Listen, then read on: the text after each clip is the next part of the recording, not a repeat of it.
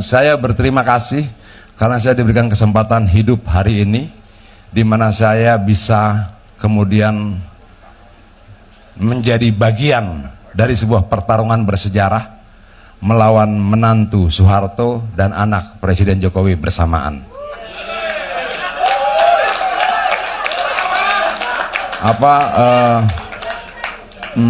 Saya sedih ketika kemudian Gibran ke sana.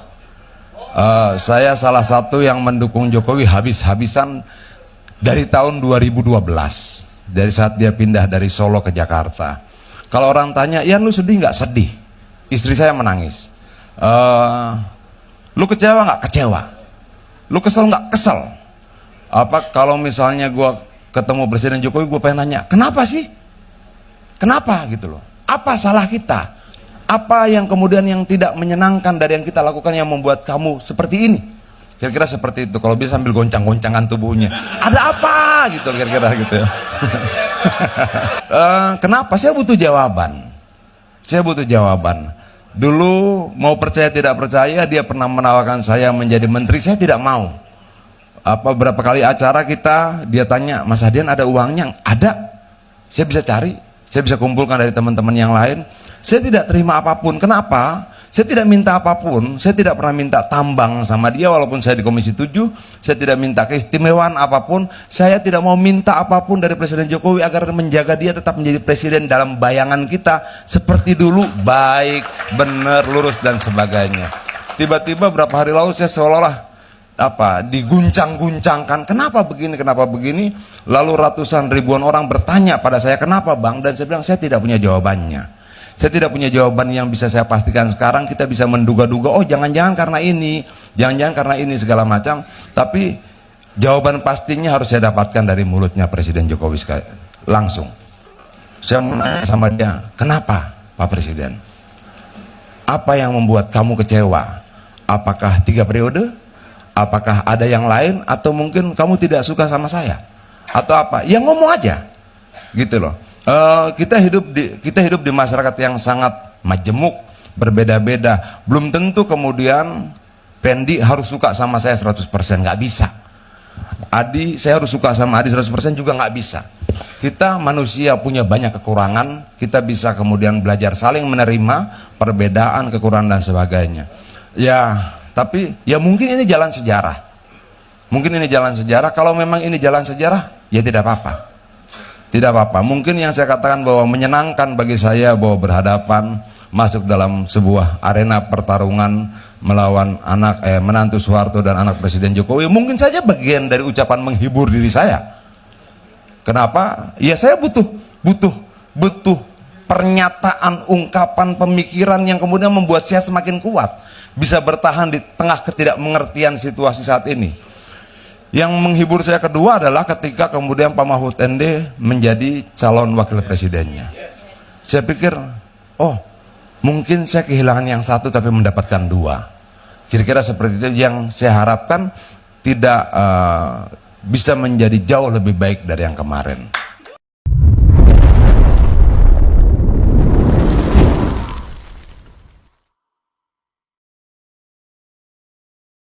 Ini adalah pertarungan bersejarah di mana saya harus melawan menantu Soeharto dan anak Presiden Joko Widodo sekaligus. Begitulah ungkapan yang disampaikan oleh Bang Adian Napitupulu ini. Assalamualaikum warahmatullahi wabarakatuh. Salam, Om Swastiastu, Namo Buddhaya, salam kebajikan, dan salam sejahtera untuk kita semua. Saudaraku sebangsa dan setanah air, saya jadinya ikut sedih ketika mendengar apa yang disampaikan oleh Bang Adian Napitupulu ini. Adalah ungkapan kekecewaan yang disampaikan oleh Bang Adian terhadap Bapak Presiden Insinyur Haji Joko Widodo.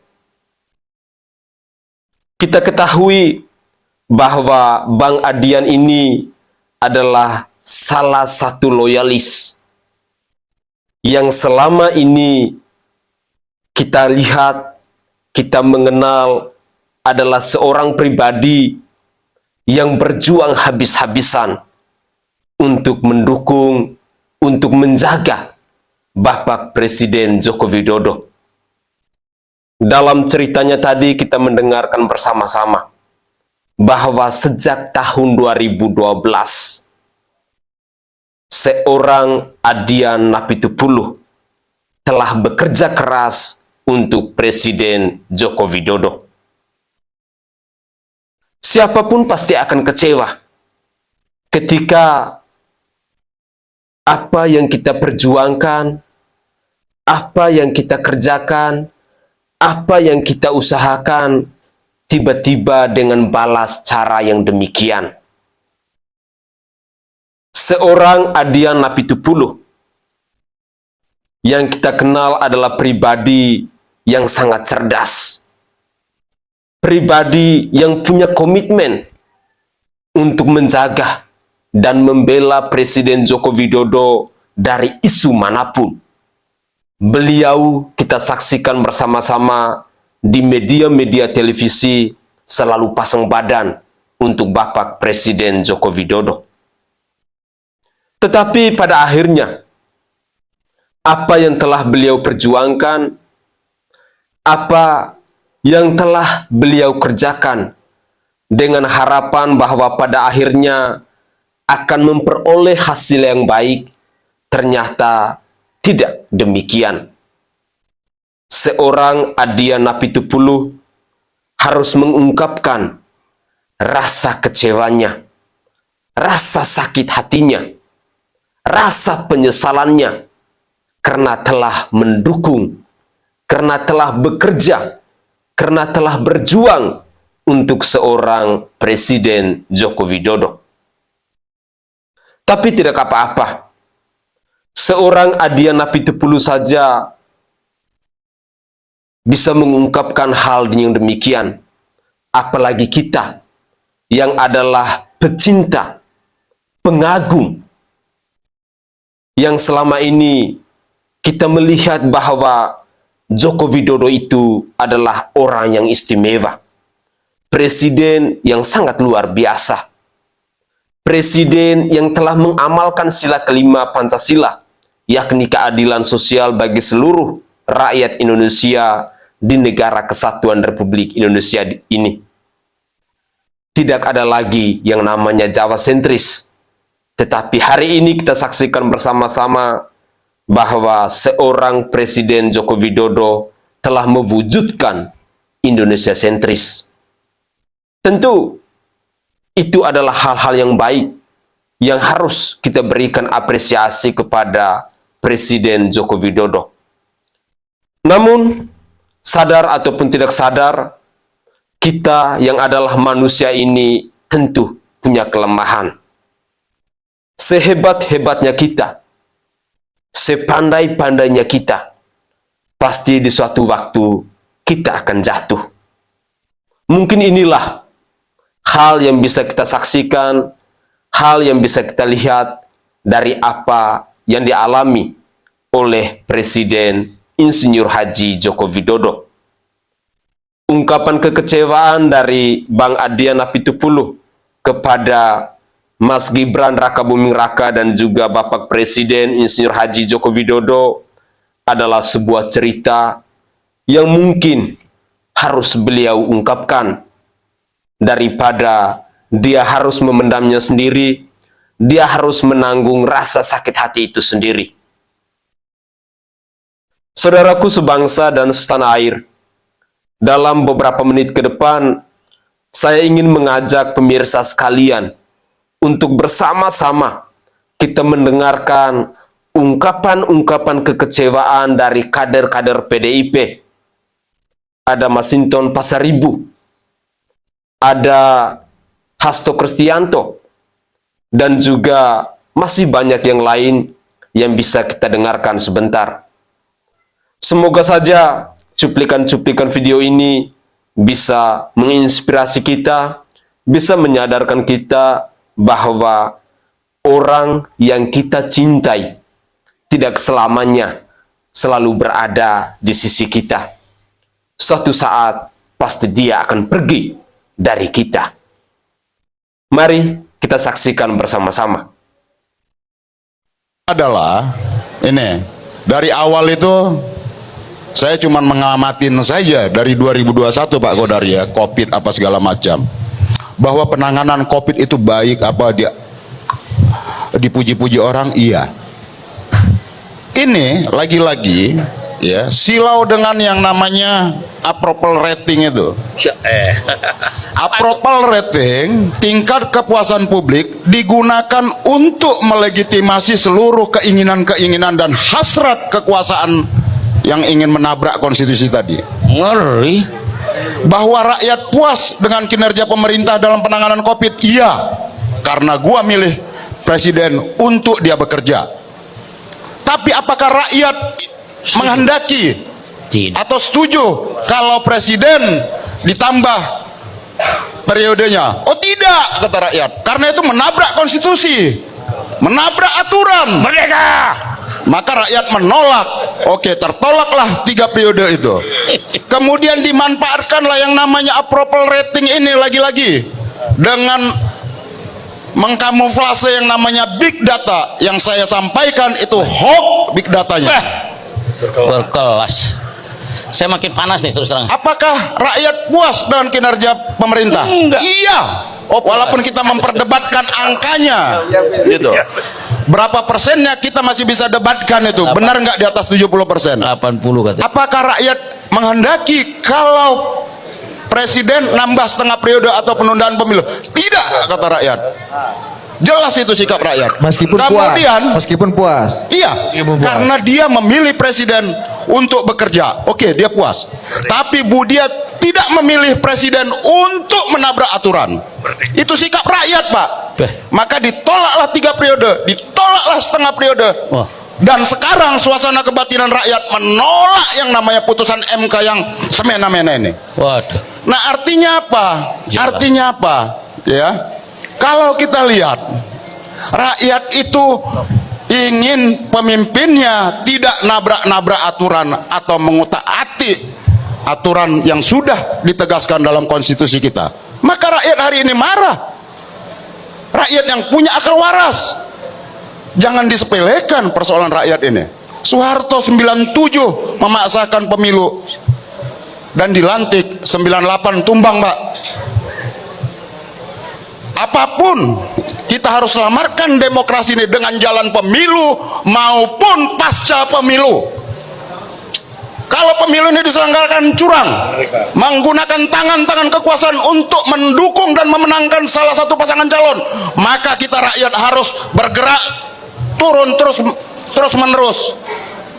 Kita lawan hasil pemilu yang cacat dan menentang kedaulatan rakyat ini. Kita rakyat harus turun ke jalan. Tidak ada jalan lain untuk memperjuangkan demokrasi dan konstitusi ini. Merdeka. Jadi bagi kita, Pak, terang semua siapa aktor yang dengan 3 periode. Bang, tapi kalau kata Mr. Q tadi, Tidak didukung elit katanya. kalau didukung kalau didukung elit ini pasti nggak gagal. Ini gagal. Bos, Gimana, Bang? semua elitnya mendukung, Bos. Hanya satu elit yang konsisten untuk menolak itu. Siapa?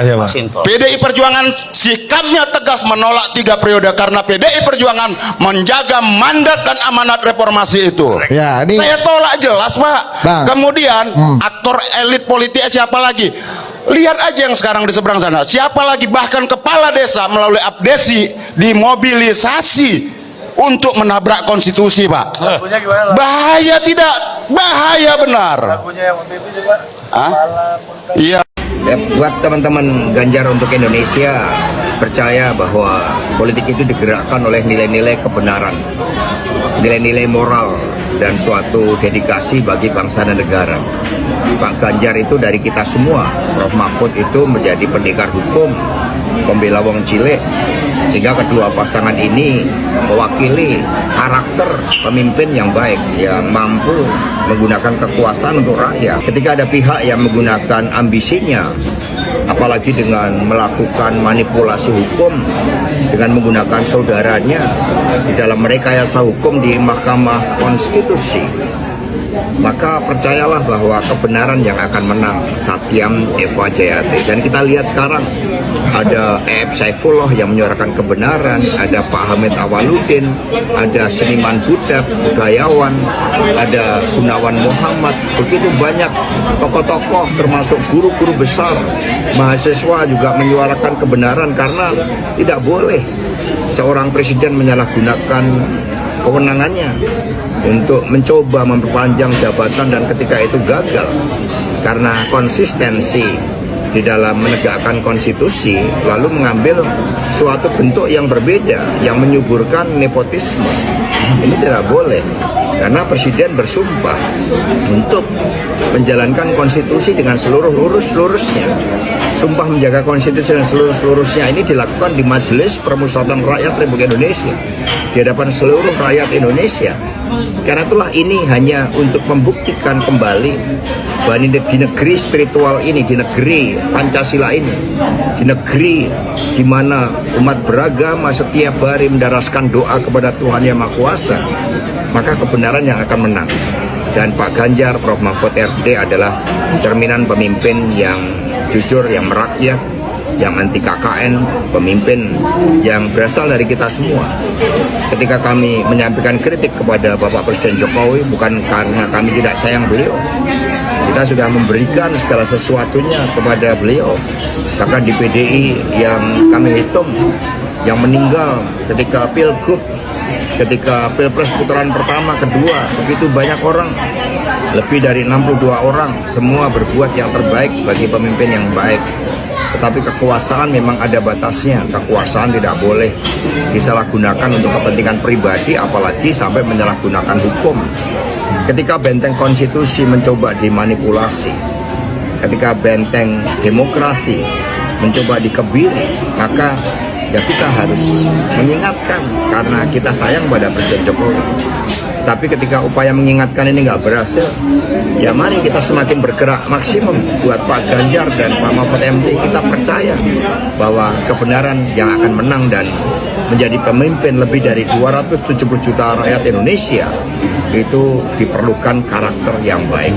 Jadi jangan pernah menyerah, berjuang dengan semakin semangat untuk Ganjar, untuk Indonesia.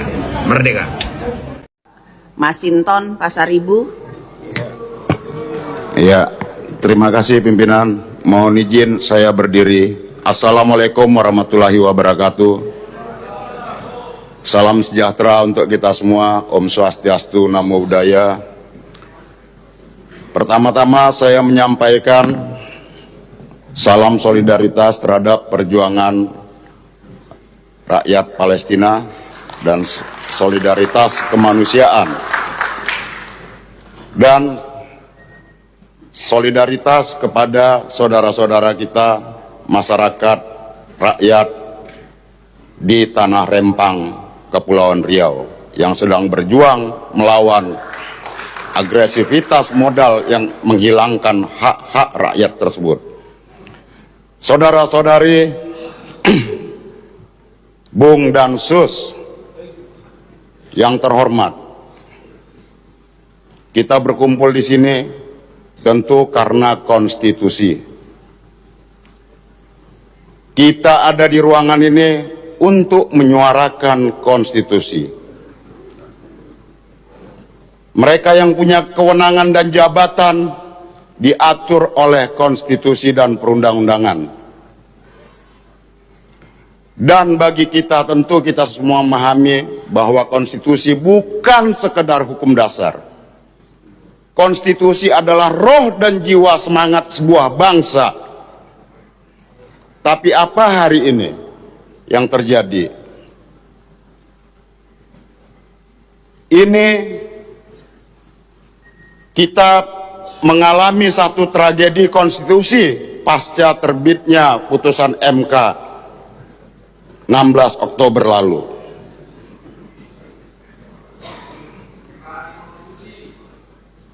Ya, itu adalah tirani konstitusi.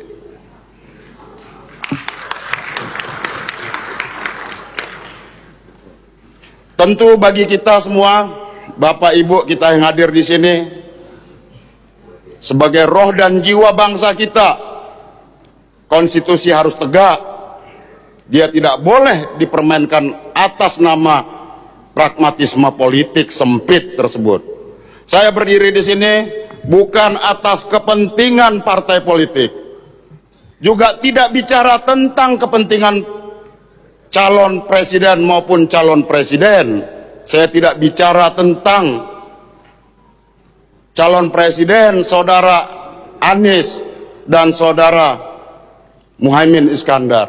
Saya tidak bicara tentang Pak Ganjar dan Prof Mahfud. Saya juga tidak bicara tentang Pak Prabowo beserta pasangannya. Tapi saya bicara tentang bagaimana kita menjaga mandat konstitusi, menjaga mandat reformasi dan demokrasi ini.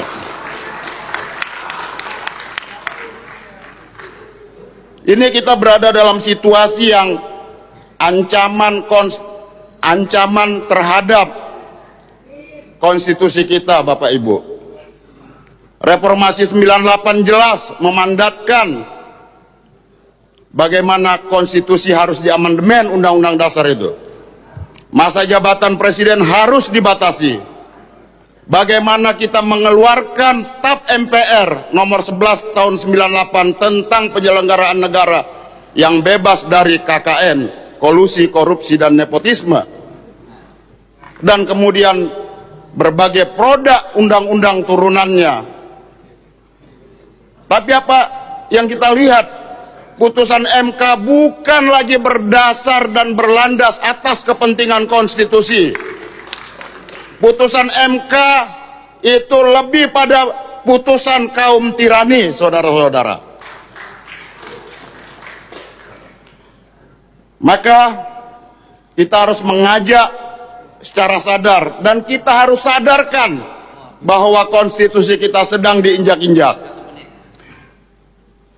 Kita harus menggunakan hak konstitusional yang dimiliki oleh lembaga DPR. Saya, Pak Ibu Ketua, saya Masinton Pasaribu, anggota DPR RI dari daerah pemilihan DKI Jakarta.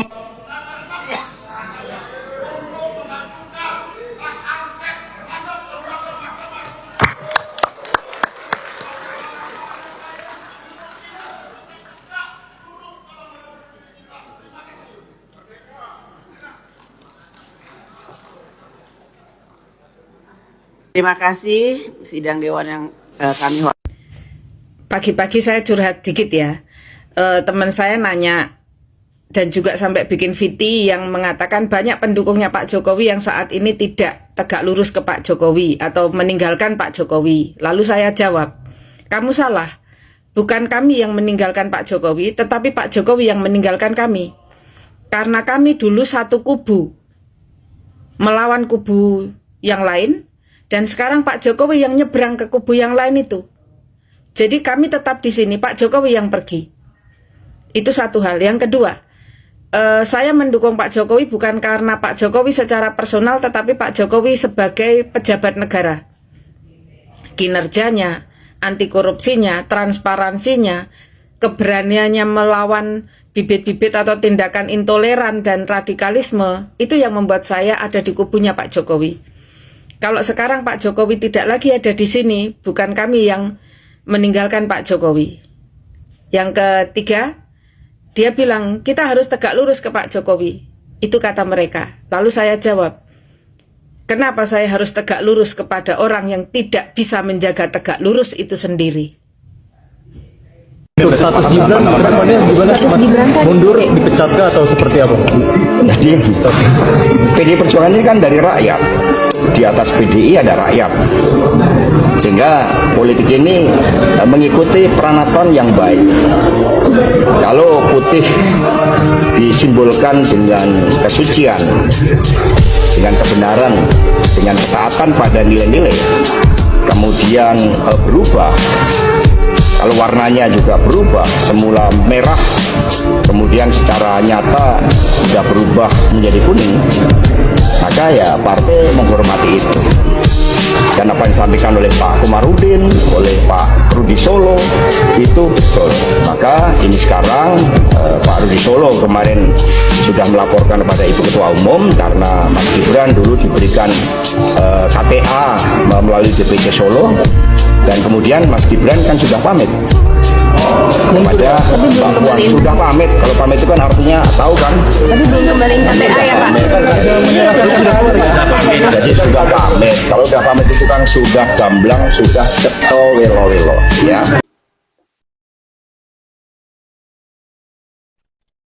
Saudaraku sebangsa dan setanah air, para penonton kanal YouTube-ku yang sangat saya hormati dan sangat saya cintai.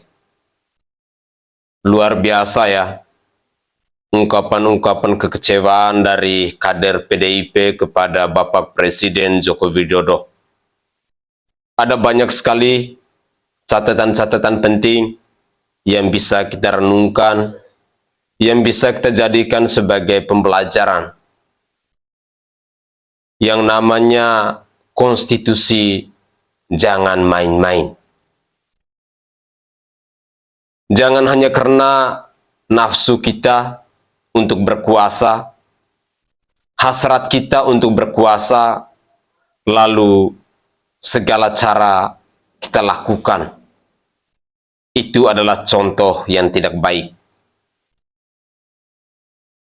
Tentu ketika di suatu hari nanti, misalnya para pemirsa sekalian menjadi public figure, entah itu sebagai bupati, entah itu sebagai kepala desa, entah itu sebagai anggota DPR, entah itu sebagai gubernur ataupun menteri. Hal yang paling pertama bahwa kalian yang adalah sebagai public figure itu harus menunjukkan sikap atau contoh atau teladan yang baik kepada kami-kami yang kaum milenial, kepada kami-kami yang Gen Z, kepada kami yang generasi penerus bangsa ini. Karena kalianlah sebagai panutan kami. Kalau memang kalian yang menjadi public figure, kalian selalu korupsi, apa kabar dengan generasi penerus bangsa selanjutnya? Kalau memang kalian adalah sebagai public figure, tetapi kalian tidak taat pada konstitusi, apa yang akan ditiru oleh generasi penerus bangsa ini? Dengan demikian, sering kali saya sampaikan bahwa ketika Anda dikasih kepercayaan untuk memimpin, untuk berkuasa, gunakanlah jabatan Anda sebagai seorang hamba, sebagai seorang pelayan. Karena itu adalah perbuatan yang diinginkan oleh rakyat. Rakyat memilih Anda, rakyat menaruh kepercayaan kepada Anda dengan tujuan agar Anda bisa melayani rakyat itu. Itu saja harapan rakyat. Segala keluh kesah rakyat, segala musibah, segala susah payah, segala penderitaan yang dialami oleh rakyat, sudah kiranya kalian yang sebagai penguasa, kalian yang adalah sebagai pemimpin, bisa menolong mereka, bisa mencari solusi untuk memecahkan persoalan yang dialami oleh rakyat itu. Tidak pantas ketika Anda sudah dipercayakan rakyat, lalu Anda menjadi koruptor. Tidak pantas ketika Anda dipilih oleh rakyat, Anda dipercayakan oleh rakyat, lalu pada akhirnya Anda mengkhianati rakyat. Itu adalah sebuah perbuatan atau sebuah tindakan yang amat dan sangat tidak terpuji. Rakyat pasti akan sangat muak. Rakyat pasti akan sangat jijik. Rakyat pasti akan sangat kecewa. Peristiwa-peristiwa semacam ini patut diwaspadai, patut kita wanti-wanti menjelang tahun politik seperti ini. Dengan demikian, kami sebagai rakyat jelata memohon dengan sangat, siapapun di antara kalian yang saat ini menjadi pemimpin, yang saat ini punya jabatan, yang saat ini dipercayakan rakyat, gunakanlah jabatan Anda dengan hati nurani Anda. Segala sesuatu yang kalian putuskan, segala sesuatu yang kalian lakukan, pikirkanlah dengan rakyat. Karena Anda bisa menjadi seperti itu karena rakyat yang memilih Anda, rakyat yang menaruh kepercayaan kepada Anda. Ungkapan-ungkapan kekecewaan yang disampaikan oleh Masinton Pasaribu ataupun dari Hasto Kristianto adalah fakta sejarah yang terjadi hari ini di negara kesatuan Republik Indonesia ini. Mereka kecewa dengan Presiden Joko Widodo, ya, karena mungkin mereka telah berjuang untuk membawa Presiden Joko Widodo sampai di jabatan sebagai seorang presiden ini.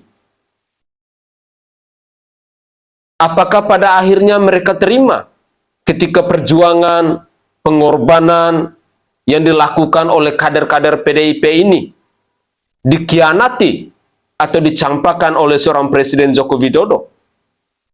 Tentunya tidak semudah itu.